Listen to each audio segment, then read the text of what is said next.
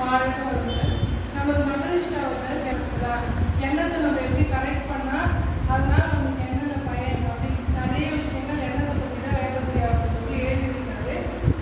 சாதாரணமாக நம்ம படிக்கும் போதோ எழுதும் போதோ சமைக்கும் போதோ ஏதாவது ஒரு வேலையை நம்மளுடைய கையோ காலோ வாயோ ஏதோ ஒன்று செஞ்சுட்டு தான் இருக்கும். ஆனால் இந்த மனசு பார்த்தீங்கன்னா ஒரு இடத்துல நிற்கவே நிற்காது. எப்போ பார்த்தாலும் ஏதாவது ஒன்று யோசிச்சுட்டே இருக்கும். அது நல்ல எண்ணமாகவும் இருக்கும், தீய எண்ணமாகவும் இருக்கும். சரிங்களா? அந்த மாதிரி தீய எண்ணங்கள் வந்து வரும்போது இந்த எண்ணம் எனக்கு இல்லை. இப்போ அந்த பாப்பா வந்து யாரோ ஒருத்தர் டிஸ்டர்ப் பண்ணிட்டாங்க ஸ்கூல்ல வச்சுக்கோங்களேன். அவள் பாட எனக்கு பார்த்தாலும் டிஸ்டர்ப் பண்ணியே இருக்கா, அவருக்கு வந்து ஏதாவது ஒரு கெட்டது நினைக்கணும் அப்படின்னு ஒரு எண்ணம் திடீர்னு வந்துடும். அது யாரும் கூட வருது. அந்த மாதிரி வரும்போது இந்த எண்ணம் எனக்கு புரியுது இல்லை, அந்த மாதிரி நினைக்க மாட்டேன், எப்பவுமே நல்ல எண்ணமாகவே நினைப்பேன். நேராக தாத்தா என்ன சொல்லியிருக்காரு, ஒரு பாயிண்ட் சொன்னார் பார்த்தீங்களா, எதிரிகளாக யாரேனும் நினைப்போர் இருந்தால் கூட அவங்களும் மனம் திரும்பி வாழணும், அவங்களே நம்ம கருணையோடு வாழ்த்தணும் அப்படின்னு சொல்லியிருக்காரு. அந்த மாதிரி இந்த எண்ணம் எப்படிலாம் வேலை செய்யும் அப்படின்னு பார்த்தீங்கன்னா அதுக்கு ஒரு குட்டி கதை. ஒரு பெரிய மாளிகை வந்து ஒரு பணக்காரர் கட்டி வச்சாராம். அந்த மாளிகையில் ஒரு பெரிய ரூம் இருந்துச்சான். அந்த அறையில் வந்து 1000 கண்ணாடி பதிச்சு வச்சாங்க. சேவத்தில் 1000 கண்ணாடி பதிச்சு வச்சுக்கோம். பெரிய ரூமா, அந்த ரூம் சுற்றி 1000 கண்ணாடி வச்சுருக்கு. இந்த மாதிரி ஒரு குட்டி பாப்பா அந்த ரூம் உள்ள போறான். அவள் போயிட்டு விளையாடுறான். அவள் விளையாடும் போது அவள் ஒருத்தி தான் விளையாடுறான். அந்த கண்ணாடி திரும்பி பார்க்கும்போது 1000 குழந்தைகள் விளையாடு. அவளே 1000 போகும்போது அவளுக்கு தெரியும் இல்லையா. அவள் கை தட்டுறா, சிரிக்கிறா, அவள் ஜாலியாக என்ஜாய் பண்ணுறா. அந்த ரூமுள்ள போயிட்டு எல்லாமே அந்த கண்ணாடியை திருப்பி திருப்பி செய்யும் தானே. கண்ணாடி நம்ம என்ன பண்ணாலும் திருப்பி செய்யும் இல்லையா.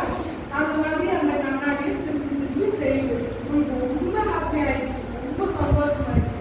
இப்போ ஸ்கூல் விட்டு வந்த உடனே அந்த ரூம் போகிறோம், அவ்வளோ நிற்க முடியுது. ஏமா ஹாய் சொல்லுவாளா, அந்த கண்ணாடியில் இருக்க எல்லா பொண்ணுங்களும் ஹாய் சொல்லுவோம், கை தருவா, சிரிப்பா, நான் இன்னைக்கு என் ஃப்ரெண்டு கூட இதை சாப்பிட்டேன், எங்கள் மிஸ்ஸுக்கு சொல்லி கொடுத்தாங்க. அந்த மாதிரி எல்லா விஷயத்தையும் அந்த கண்ணாடிக்கு நம்ம சொல்ல ஆரம்பிச்சு. அதே மாதிரி சொல்லிட்டே வந்தால் அவளுக்கு ரொம்ப பிடிச்சிச்சு. அவளுக்கு தேவையானதெல்லாம் அவள் நல்லதே நினைக்க ஆரம்பிச்சாள். ஏன்னா அவள் சந்தோஷமா இருக்கும்போது அந்த சந்தோஷமா பிம்பத்தை பிரதிபலிச்சிச்சு. கோபமாக வந்தாலும் பார்த்தா எல்லா கண்ணாடியும் கோபமாக பார்த்துச்சு. அவள் வந்து அவள் ரூமுக்கு போனால யாரையும் கோபமாகவே பார்க்கறதில்லை, சந்தோஷமாகவே பார்க்க ஆரம்பிச்சா. அவளுடைய எண்ணங்கள் எல்லாமே வந்து நல்ல எண்ணங்களா, நேர்மறை எண்ணங்களா வளர ஆரம்பிச்சிச்சு. அவள் வாழ்க்கையில் பெரிய ஆளாக இருக்கான். இந்த மாதிரி பெரிய ஆள் ஆகிட்டதுக்கு ஒரு தாத்தா வந்தார் அந்த வழியா. ஏமா நானும் பார்க்குறேன், நீயும் ஒரு முறையும் ஸ்கூல்லேருந்து அந்த சின்ன வயசுலேருந்து பார்த்துட்டே இருக்கேன். அந்த அறைக்கு போகிறேன், அந்த அறையில் போகிறேன், பார்க்குறேன், திருப்பி வர என்ன பண்ணுறேன், நீ மட்டும் ரொம்ப சந்தோஷமாக இருக்க, யாரா திட்டினாலும் நீ கஷ்டப்பட மாட்டேங்கிற, தப்பு பண்ணினாலும் அதை சரி பண்ணணும்னு நினைக்கிறேன். இந்த முன்னேற்றம் வந்து உனக்குள்ளே எப்படி கிடைச்சிச்சு, நீ ஏன் அந்த மாதிரி மாறின அப்படின்னு கேட்குறாங்க. எனக்கு தெரியாதுப்பா, சின்ன குழந்தைங்களுக்கு போயிட்டு இருக்கான். நம்மள மாதிரி ஒரு ஊர் கிடைச்சுன்னா அவங்க சொல்லியிருப்பாங்க, உங்களுடைய நல்ல எண்ணம் தான் உங்களுடைய முன்னேற்றத்துக்கு காரணம், உங்களுடைய சந்தோஷத்துக்கு காரணம். ஒரு குருவோ ஒரு ஆசிரியரோ யாரோ சொல்லியிருப்பாங்க. அவள் ஏதோ ஒரு வழிகாட்டுதல் வழியாக இந்த பிரபஞ்சத்தினுடைய தூண்டுதல் மூலியமா அந்த அறைக்கு போக ஆரம்பிச்சா அவளுக்கு நல்லதே நடக்க ஆரம்பிச்சு. சரி, இந்த தாத்தா பார்த்து அவர்கிட்ட கேட்காரு, அவளுக்கு சரியான பதில் சொல்ல. அவள் சின்ன பொண்ணு இல்லையா, அவளுக்கு சொல்லுது. சரி நம்ம போய் தான் பார்ப்போம்னு சொல்லிட்டு போறாரு. போயிட்டு கோபமாக பார்க்குறது அந்த கண்ணாடியில் அத்தனை கண்ணாடி ஒரு கோபமாக வருது. என்னையே நீ பார்க்க மாட்டேங்கிறேன்னு சொல்லிட்டு கையை எடுத்து போகிறாரு. அத்தனை கண்ணாடி அணிஞ்சிட்டு போகுது. ஆமாம் தானே, நம்ம என்ன பண்ணாலும் அது பண்ணும் தானே. அத்தனை கையும் போகுது. அப்புறம் இவர் திட்டாரு. திட்ட அது வந்து பெரிய அறைன்றதுனால ஒருத்தர் பேசுறாங்க ஒரு வார்த்தை ஒரு 1000 பேர் பேசுற மாதிரி கேட்குது. அத்தனை கண்ணாடி இருக்கும் திட்டுது அவர். சரியா, முட்டாரு பால் போட்டோம் பயந்துட்டு ஒரு நாளைக்கு அந்த கூட்டுவே போடாதுன்னு முடிவு பண்ணுறாரு. இதுக்கு என்ன காரணம், அவர் தான் தப்பு பண்ணார். கரெக்டாக உள்ள போனோடனே அது கண்ணாடின்றதை மறந்து நீ ஏன் என்ன மாதிரியே இல்லைன்னு கேட்க ஆரம்பிச்சாரு. அதுக்கிட்ட போய் கோவப்பட ஆரம்பிச்சாரு. இந்த மாதிரி அவங்க வந்து என்ன பிரதிபலிச்சாரோ அவர்கிட்ட என்ன ஒரு எதிர்மறையான நெகட்டிவ் கமெண்ட்ஸ்லாம் வர ஆரம்பிச்சோ அதே தான் இந்த கண்ணாடி பிரதிபலிக்க ஆரம்பிச்சு. அவர் பயணம் வந்துச்சு. ஒரு கணக்கு ஒரே ஒரு தான் போனார் குரூப்புக்கு. நீ யோசிச்சு பாருங்க, அடிக்கிறதுக்கு கை வாங்க 1000 கை ஒரு அடிக்கு வாங்கிச்சுன்னா அவர் எப்படிக்கும், அவங்க நிற்குமா, அவங்க நிற்குமா, ஓடியே கொண்டு இல்லையா.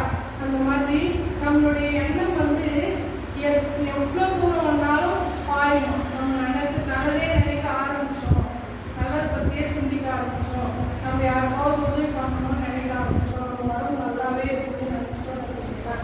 இப்போ எல்லாருக்கும் ஒரு சில பிரச்சனைகள்லாம் இருக்கும். டெய்லி காலையில் எழுந்தோடனே ஆரோக்கியமாக இருக்கிறேன், ஐயாவுக்கு சங்கல்பம், கருணைனா உடல் நலம், நீலாயும் நிறை செல்வம், உயர்ப்புகள், மெய்ஞானம், ஓங்கி வாழ்வு. ஒன்றுமே பண்ணல, இந்த சங்கல்பத்தை ஒரு 3 முறை சொல்லிட்டு நல்ல எண்ணத்தோட வாழ்க வையணும், வாழ்க வையணும், வாழ்க வரணும் ஒரே ஒரு 11 முறை நீங்கள் பெட்டிலேருந்து எழுந்து உட்கார்ந்த உடனே இந்த சங்கல்பத்தை 3 முறை சொல்லிட்டு இந்த வயதுக்கு ஒரு 11 முறை வாழ்க்கை பாருங்க. உங்களை சுற்றி எல்லாமே நல்லதே நடக்காது. அந்த கண்ணாடி வேற எதுவும் இல்லை, இந்த பிரபஞ்சம் தான், நம்மளுடைய எண்ணம் தான் 1000 கண்ணாடியாக பிரதிபலிச்சுட்டு நல்லதே நடக்கும் நினச்சா நல்லதே நடக்கும். நான் நல்லா படிச்சிருக்கேன், எனக்கு ஈஸியாக கொஸ்டின் பேப்பர் வரும்னா கண்டிப்பாக ஈஸியாக கொஸ்டின் பேப்பர் வரும். எனக்கு உடம்பு நல்லா இருக்குது, ஆரோக்கியமாக இருக்குதுன்னு நீங்கள் நினைக்க ஆரம்பிச்சிட்டீங்கனாலே உங்ககிட்ட இருக்கிற வலிகள் படிப்படியாக குறைய ஆரம்பிக்கும். அந்த வலியை எப்படி சரி பண்ணணும், உங்கள் உடம்பே